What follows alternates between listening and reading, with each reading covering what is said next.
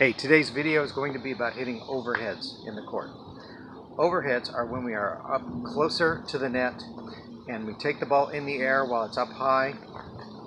Almost we're serving it, but we're hitting it fairly down and hard, aggressively.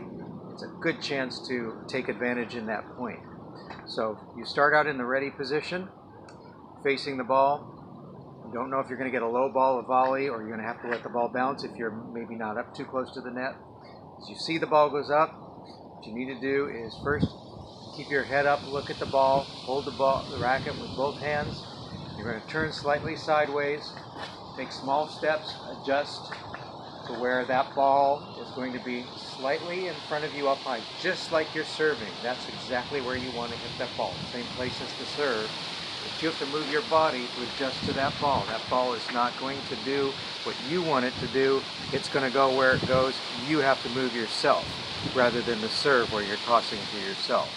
So you're going to turn sideways, take some little small steps and adjust. And as that ball starts coming down, you lift, you lean back, bring that racket, let go of the racket, bring it back here, get in that serving spot.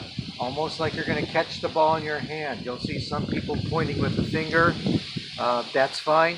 I like to hold my hands and fingers open like I'm catching the ball, because it's just what I'm doing when I'm tossing the serve.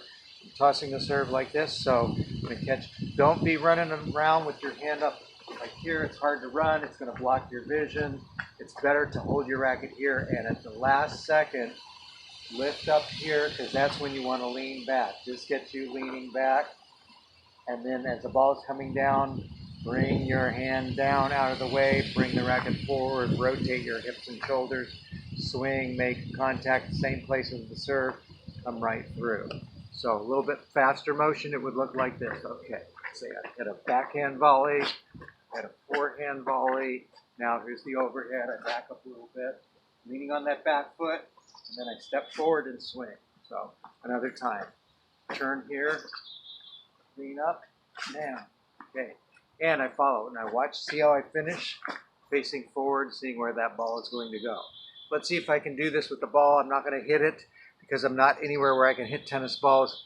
I might hit my phone, don't want that to happen either, but let's get some distance so maybe you can see. So ball goes up in the air, like tossing. Now, if the ball is extremely high, and it's difficult to time, or you're very deep in the court, some people choose to let the ball bounce first. You might let that ball bounce first in that case, which gives you pros and cons. The advantage is that the ball will slow down, and when it bounces up high enough, it's almost like tossing it for a serve. You're in a perfect position, everything is slowed down, it's a lot easier to make contact at the right point and get a good shot at it. Whereas timing is more difficult if you don't let the ball bounce. Disadvantage is, if you let the ball bounce, it gives the other player more time to get in the ready position, and they often are hitting a high ball, a lob, when they're on the defense, and they're just trying to stay in the point, and so you've got them on the ropes, so don't let them go by letting that ball bounce and give them more time, unless you just, it's a better shot to let the ball bounce. The other thing is when that ball bounces, it's going to push you deeper into the court. So if you let it bounce, and you're standing where it bounces, it's going to bounce behind you. So you have to sort of keep that in mind. It's a high ball, you're going to let it bounce. Back up so that you're behind the ball, so you can still hit the ball in front of you. Of course, if you do that and you let it bounce, you can also take a forehand shot or a backhand. You can take a ground stroke. You don't have to hit a high overhead, particularly if you're deep. That's fairly difficult if you're a new beginning player at this. But you'll see those pros. You hit them a high ball, even if they let it bounce and it's in the back, even if they're behind that baseline, they're going to take an aggressive swing, because it's really just a matter of setting yourself up in the right position and putting that ball, by moving your body, into the right spot, and if you take the right stroke, you can hit it really hard. So again, fast motion up here, hit the overhead, boom, like that.